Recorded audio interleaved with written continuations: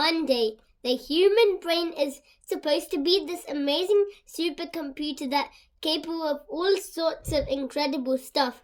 But if that's true, then I don't know why my brain is always making me do stupid things. Youch! It's actually a little annoying because if you think about it, your brain, one job is to be smart. Why is he disturbing bees? It could sting him. Bzzz. I guess if it's my own fault for filling my brain with things that aren't important, like video game, cheat codes, and theme songs to old TV shows, because now there's no room left for stuff that actually matters.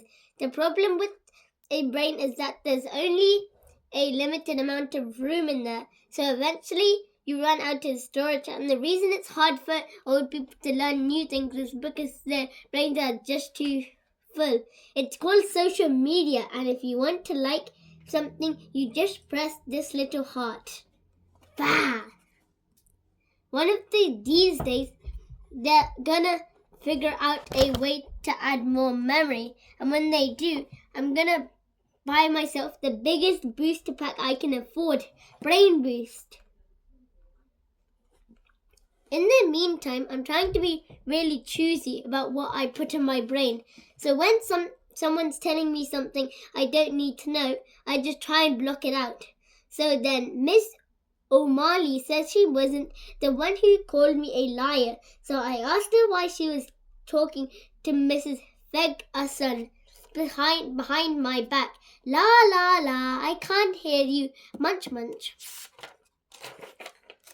When you're a kid, the thing that you use your brain for the most is school. And a lot of your brain power goes to memorizing useful stuff like the name of the vice president and words to preschool songs. If you're happy and you really want to show it, one thing that really inconvenient is that your brain is inside your head, so you have to take it everywhere you go. But if they ever figure out a way to deal with that issue, then school is going to be a whole different thing. Brain. He is teaching the brains. I think it would be great if your brain could be at school learning while you're off doing things you actually enjoy, like playing laser tag with your friends or hanging out at the arcade. Then you could pick up your brain at the end of the day and get all caught up. So what did you learn at school today? Nothing. So now I guess we're stuck with the current situation where your body and your brain need to be in the same place. And if you're a kid, that means you got to spend a big chunk of your time at school. My problem is how long the school day is. You're there for 7 hours, but you probably only spent 20 minutes in a day on actual learning. And that's because most of your time is spent on stuff that doesn't have anything to do with education.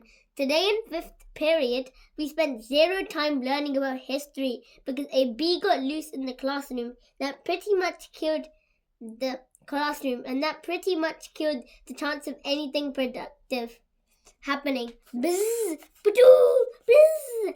Homework, read chapters 11 plus 2.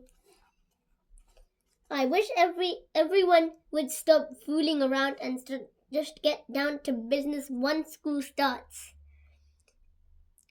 Because that way we could get the learning part over with and be out of there before lunchtime. But I think they'd like to stretch things out and keep you there for as long as possible. The whole reason school was invented in the first place is because back in the olden days, kids were causing too many problems at home while their parents were at work. What are they doing? What are they doing to a home? So dangerous. So they created this whole system with textbooks and lockers and algebra and phys ed just to keep kids out of trouble for a few hours every day. You're in school from the time you're 4 until you're at least 18. And after you're done with your education, you have to get a job and work until you reach old age. So by the time you're through with all that, you're too tired to do anything fun. If they really wanted to, they could probably teach you everything you actually need to know by the time you're 5 or 6. But I guess parents don't want to have to compete with their kids for good paying jobs. Congrats, grads! So they teach you a little bit at a time so you don't get too smart too quick. And sometimes they teach you stuff you can't even use.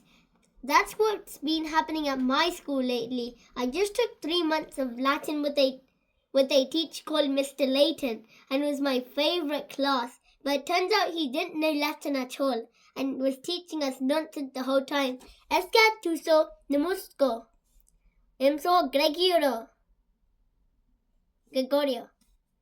When the school found out Mr. Layton was a fraud, they fired him. So now all I've got to show for the last 3 months of my life is knowing how to order a hamburger in a language that doesn't even exist.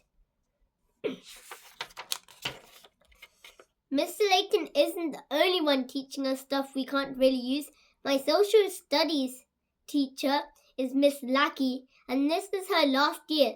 So the only country she teaches us about are the ones she's planning on visiting with her husband after she retires. Bahamas. And for our last homework assignment, she had us research which cruise ships have the best meal plans. Premier Cruise Line.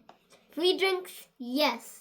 Gluten-free menu? Yes. Dessert bar? Yes. Salad bar? Yes. Queen Cruises. Free drinks? Nope. Gluten-free menu? Yes. Dessert bar? No. Salad bar? No. Island hopper? Free drinks? No. Gluten-free menu? Yes. Dessert bar? Nope. Salad bar? Yes. Some of our teachers don't even bother trying to teach us anything at all. Miss Pritchard is supposed to be teaching us geometry, but she uses a smart board for stuff like helping her pick out which breed of puppy to get. A few of the teachers are doing their best, but us kids don't always make it easy for them. Mr. Rask tried teaching science the regular way for half the year, but nobody seemed interested. Zzz.